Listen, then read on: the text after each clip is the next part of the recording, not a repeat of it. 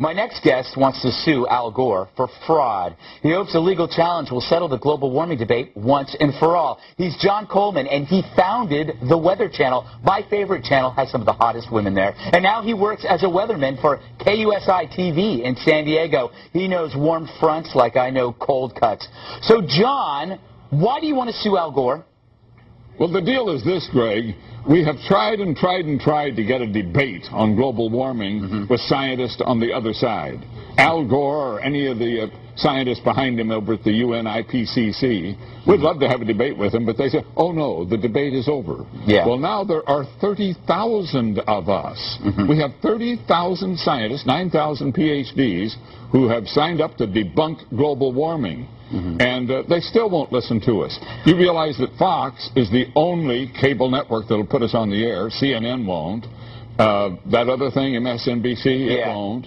CBS, ABC, NBC, they scoff at us. We can't get on the air. If it weren't for the internet, you wouldn't even know I existed. Yeah, no, that's true. The whole deal is that somehow we have to be heard. So we figure maybe a court of law. Now, let me ask you, do you think, why hasn't Al responded to you? Is he scared, or is he just pretending you don't exist? Well, I think he regards us as just a little gnat. After all, he's a former vice president of the United States. He's got an Oscar. He's got a Grammy. He's got $100 million. He's got a Nobel Peace Prize. I'm going to scare him? I wish. Now, you say in a lot of your writing that global warming is a scam. Why do you think that? Well, if you study all the papers of the Intergovernmental Panel on Climate Change, if you study everything their scientists have done, it all boils down to a claim that carbon dioxide, CO2 in the atmosphere, put there by our burning of fossil fuels, is going to turn the climate of Earth into an oven, and we're all going to bake and die. Well, that's sheer nonsense. We have been burning fossil fuels for 100 years. And what have we done so far? We might have raised the temperature by 1/10 of 1 degree, maybe. CO2 is a natural compound in the atmosphere. It's not a pollutant. No, plants have to have it. It's like water vapor. Every time I breathe out, I create it. It is no big deal, and it's certainly not going to end the world. No, if you believed what the global warming freaks are saying, it's something so evil, but it's no different than basic water vapor. I mean, it's just a substance that's out there. But I got to ask you, because there is so much science out there that's saying that this is purely hypothetical nonsense, why did it become such a widely held belief? Why is global warming so, I don't know, easily embraced by people in Hollywood, by people in the media? Well, it's the most amazing part of the story, really. How did it become such this huge accepted scam?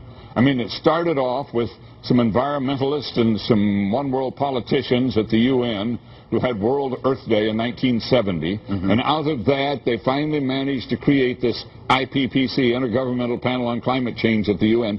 They claimed, of course, that that was had something to do with science. All it was an environmental advocacy group. Then Al Gore learned a little bit about CO2 in college. One course, learned a little, and all of a sudden he became an expert. So he becomes vice president. The UN starts foisting this thing on us. And the media, which loves a crisis, loves to tell us that the world is coming to an end, the media jumped aboard, and once the media was aboard, so you got the UN, you got Al Gore, you got the media, what are the politicians going to do? They follow. What's interesting is almost with every issue, with almost every issue, you're allowed some kind of debate or dissent. And this is worse, actually, worse than any kind of religion where you're not allowed to dissent. You can't say anything without being called an idiot or crazy. It's become a religion. That's exactly what it's become, an environmentalist religion. And, of course, green and environmentalism is a wonderful thing. I'm an environmentalist, but wait a minute. You're not going to turn me into an extremist, and you're not going to get me to tell a lie to try to accomplish an environmental goal. That's exactly what they're doing. Speaking of goal, what does a hockey stick have to do with all this? Well, this goes back to the start of it all. A professor at American University named Michael Mann created a graph of temperatures through millennium flatlining and then shooting up at the end, the shape of a hockey stick. And the UN panel said, ooh, woo, love that. Yeah. And they kind of made it their Bible, and it became the cornerstone of their whole campaign. Now it has been proved, without a shadow of a doubt, to be built on absolutely bad science. You can put any data into that formula, and it'll come out a hockey stick no matter what. Well, you know, John, the whole thing was manipulated. John, I'm actually looking forward to the return of the Ice Age, because I know that's going to be the next catastrophe, probably in the next decade. We got to run. Thank you, John Coleman, founder of the Weather Channel, my favorite channel, aside from Fox News Channel.